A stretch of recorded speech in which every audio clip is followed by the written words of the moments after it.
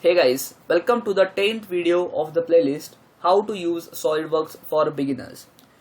We are understanding how to sketch in SolidWorks, so let us continue with that. In the previous videos, we have already understood these commands, and for those who are new to the channel, the link of the playlist is given in the description box below, or you can simply click on the I button which is present on the right top corner of your screen. Okay. Now, as we all know that whenever we want to sketch something, we first have to choose a plane. So let us choose the front plane in this case, and we have to simply click on sketch. Now in this video, we are going to understand how to use the trim entities command. Okay, sorry, my bad guys. In this video, we are going to understand the offset entities command. My bad, we are going to understand the offset entities command. We have already understood trim entities in last video. Okay, now for using the offset entities command, you must first have a sketch. Okay, you must first have a earlier sketch. So let us sketch something. Let us sketch a corner rectangle. Okay, I am just selecting any dimensions. There is no particular reason behind it. So let's make these dimensions to be 160, and let's give the breadth to be, let's say, 80. Okay, done. Now if I select offset entities, okay, now if I select offset entities, what happens is that, suppose if I select this line, okay, suppose if I select this line, then as you can see, I am getting an offset of this line at a distance of 10. Okay, here you have specified the distance as 10 mm. Suppose if I specify the distance as 20 mm, okay, then you can see that I am getting an offset at a distance of 20. Now suppose if I don't want this line, okay, wait, let me show you first this. Okay, see, I will click on done, and see, this is how your offset is going to look, and you have given it at a distance of 20, therefore the dimension here is 20. Now suppose, let me do Ctrl Z. Okay, now guys, suppose if I use offset entities command, and if I select this line, so as you can see that I am getting the offset below this line. Okay, I am getting the offset below this line. But suppose if I want the offset to be on the other side, so what I will do is that I will click on reverse. So as soon as I click on reverse, can you see that now the offset has changed its direction. Okay, so I will click on done, and this is how your offset is going to look now. Again, let me press on Ctrl Z.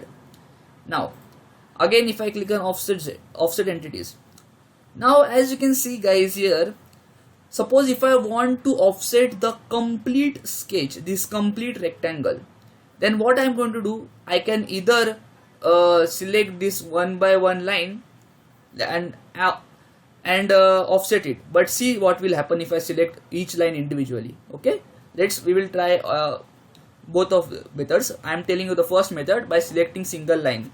Okay, now let's mention the offset to be 10.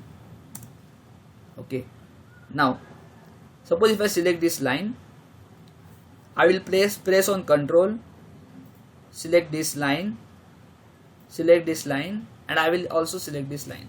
So can you see guys, now you are getting an offset of the complete rectangle at a distance of 10 mm. So once I am done, I will click on OK. Clear with this? But don't you think guys that selecting each and every side of the rectangle is time consuming? Am I right? So therefore, to save the time, you have one more option available. So I will press Ctrl Z.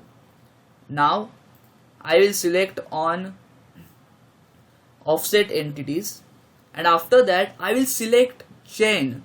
Now what is this chain actually? Suppose if I select this line, okay, suppose if I select this line, then can you see guys that this line is connected to this vertical line, then this vertical line is connected to the horizontal line, and then this horizontal line is again connected to the vertical line, and this vertical line is finally connected to this horizontal line. So can you see that there is a kind of a loop, or you can say that there is a kind of a chain that is being formed by the four sides of the rectangle. So now even if I select on any one side of the rectangle, the whole rectangle is now going to get offset. Okay, it is getting offsetted at a distance of 10. Now again, if I want this rectangle to be inside, then I will click on reverse.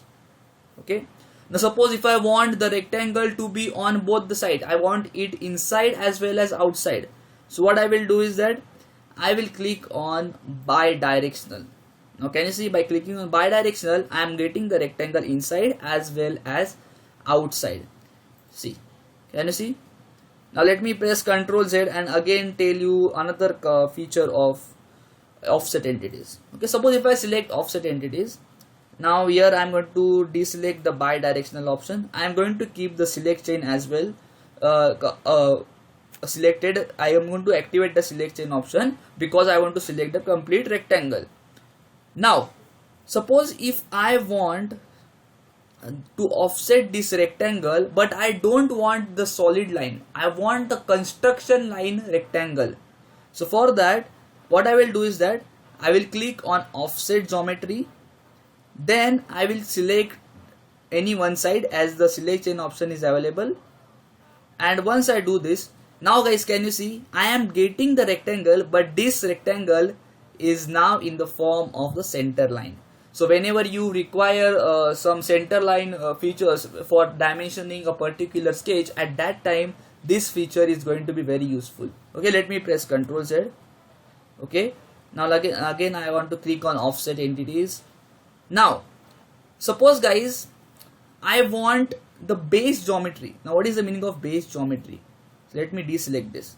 Okay, now suppose if I want the base geometry of mine to with the help of the construction line. Okay, now if I select on base geometry, what is going to happen? See, here you have mentioned 10 mm, but see what happens actually. See, can you see anything that has happened? No. Why? Because in this case you have got a center line exactly on this rectangle, and if there is a center line present exactly on the rectangle, you are obviously not going to see that. Okay, so this is the feature of base geometry. Suppose if you want the replica of your exact sketch, then you are going to make use of the base geometry feature. Guys, I hope that you have understood. Let me explain base geometry. Okay, now guys, after understanding the base geometry, now let us understand one more use of offset entities. Okay, now suppose guys, I am not selecting select chain. This is deactivated. I am going to select add dimensions, and now I am going to deselect base geometry as well. Now guys, see, if I select this line, okay, see, if I select this line and if I select on cap ends, so can you see guys, there is a cap that is being added at the end, and you are having options whether you want the cap in the form of arcs or in the form of lines. If you want to see in the form of lines, then you have to reverse the direction and see, now it is in the form of lines. Can you see these lines? I'm going to go done. Okay, see, there is a line that has been appeared at the end.